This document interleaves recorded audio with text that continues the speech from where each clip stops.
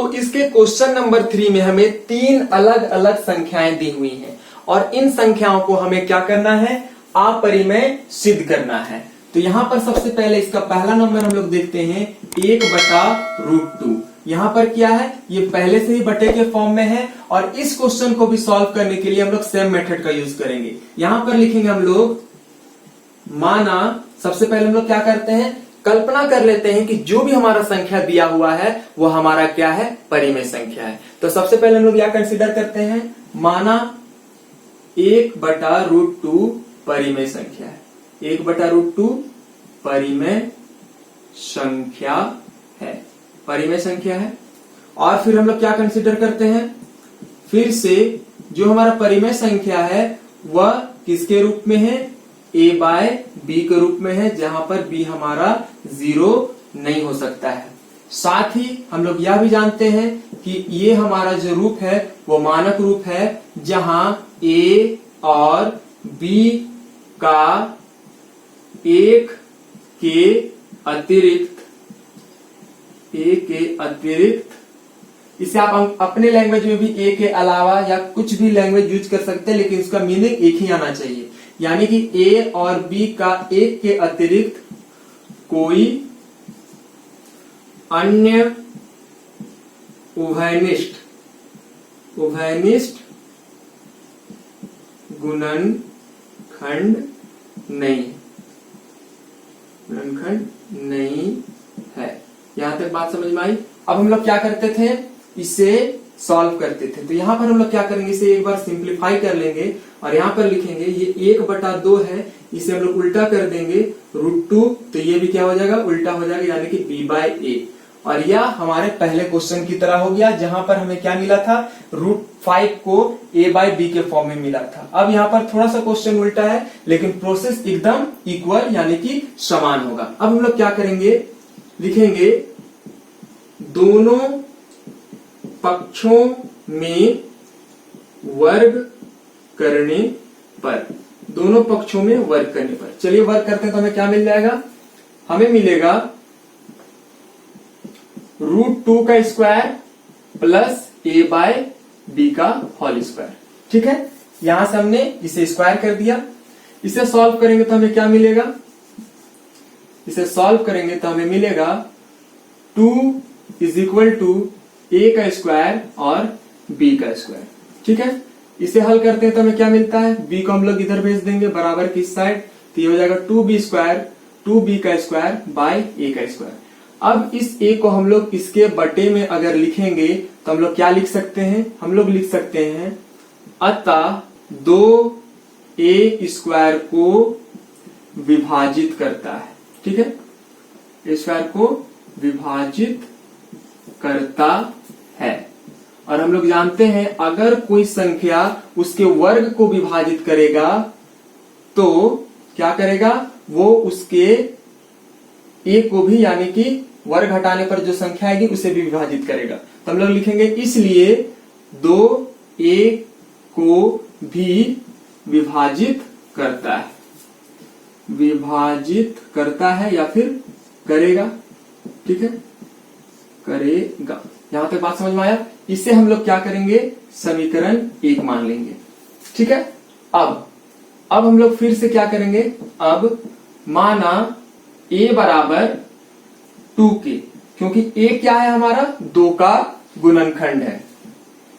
a क्या है हमारा, 2 का गुणज है, यानी कि वो 2 का मल्टीपल है। तो यहां पर अगर a = 2k मानते हैं तो ये सारे संख्याएं अगर हम लोग k का कोई भी वैल्यू रखेंगे पूर्णांक का तो हमें 2 का मल्टीपल ही मिलेगा। तो यहां पर हम लोग लिखेंगे k कोई पूर्णांक है। ठीक है, कोई पूर्णांक है। यहां तक बात समझ में आ रही है। अब इसके a का मान हम लोग इस पर रख देंगे, तो यहां पर लिखेंगे समीकरण 1 में a का मान रखने पर, a का मान रखने पर हमें क्या मिल जाएगा, 2b का स्क्वायर = a का स्क्वायर कितना हो गया, 2k का स्क्वायर। अब यहां पर इसे हम लोग सॉल्व करेंगे तो हमें क्या मिल जाएगा, 2b का स्क्वायर = 4k का स्क्वायर ये चल गया 2 बार में, तो यहाँ पर मिल गया हमें b square is equal to 2k का स्क्वायर, यानी कि 2 को हम लोग अगर इधर ट्रांसफर करते हैं तो 2b स्क्वायर को क्या करता है, विभाजित करता है। तो यहां पर हम लोग लिखेंगे अतः 2b स्क्वायर को विभाजित करता है और इसलिए 2b को विभाजित करेगा, 2a को विभाजित करेगा। यहां तक हो गया। आप इसका स्क्रीनशॉट ले लीजिए क्योंकि मुझे ब्लैक बोर्ड मिटाना होगा, ठीक है, सॉरी व्हाइट बोर्ड। तो अब हम लोग क्या करेंगे, इसके आगे का 2 लाइन लिख लेंगे। तो यहां पर हमें क्या देखने को मिल रहा है कि अगर हमारा 2a को विभाजित करता है और 2b को भी विभाजित करता है, यानी हमें क्या पता चल रहा है, अर्थात 2a और b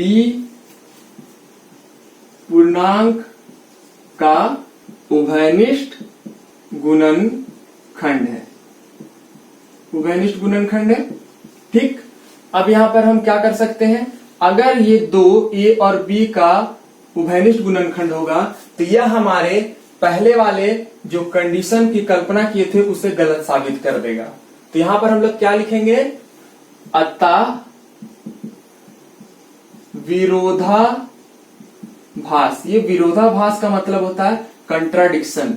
तो जो हम लोग का कंट्राडिक्शन है वो क्या आ रहा है, त्रुटिपूर्ण आ रहा है। विरोधाभास कल्पना जो हम लोग कल्पना किए थे वो गलत कल्पना किए थे, यानी कि विरोधाभास कल्पना त्रुटिपूर्ण है, विरोधाभास कल्पना त्रुटिपूर्ण है और इसलिए हमारा 1/√2 एक अपरिमेय संख्या है,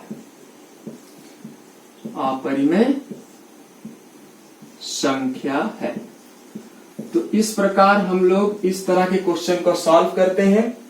अब यहां पर आप देखिए क्वेश्चन नंबर 2, यहां पर क्या है, 7 × √5। इसे आप लोग क्या करेंगे, सेम यहां पर इसे हम लोग ऐसे कंसीडर कर लेंगे, ठीक है। फिर इस 7 को हम लोग इधर ट्रांसफर करेंगे तो क्या हो जाएगा, √5 = a/b और यहाँ पर 7। फिर हम लोग वही वाला कंडीशन लगाएंगे कि a और b हमारा क्या है, पूर्णांक है, इसलिए ये हमारा परिमेय संख्या होगा। और अगर ये परिमेय संख्या होगा तो हमारा √5 भी परिमेय संख्या होगा, जैसे हम लोग क्वेश्चन नंबर 2 को सॉल्व कर रहे थे। लेकिन हमें पता है कि √5 हमारा क्या होता है, अपरिमेय संख्या होता है। और इस प्रकार जो हमारा विरोधाभास कल्पना है वो एकदम गलत है और इसलिए ये हमारा अपरिमेय संख्या होगा।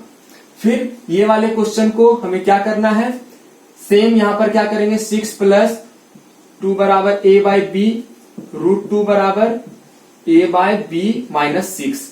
अब इस a और b में कोई सा भी मान आप रख सकते हैं। मान लीजिए हम लोग रखते हैं 1/4 - 6, तो यहां पर हो जाएगा 1 - 24/4 यानी कि 23/4 माइनस में। तो यहां पर हमें क्या मिला, फिर से परिमेय संख्या मिला। यानी कि अगर ये हमारा परिमेय संख्या होगा तो ये वाला भी संख्या हमारा परिमेय संख्या होगा। लेकिन हम लोग जानते हैं कि √2 हमारा क्या है, अपरिमेय संख्या है। अतः हमारा जो विरोधाभास है वह त्रुटिपूर्ण है और 6 + √2 हमारा ये अपरिमेय संख्या है। तो ये आपका होमवर्क रहेगा। तो यहां तक हमने यह महत्वपूर्ण बात सीखी कि अपरिमेय संख्याएं वैसी संख्याएं होती हैं जो हमारा p/q के फॉर्म में नहीं लिखा जाता है, और वे संख्याएं का एग्जाम्पल्स हमारा है √2, √3, √5।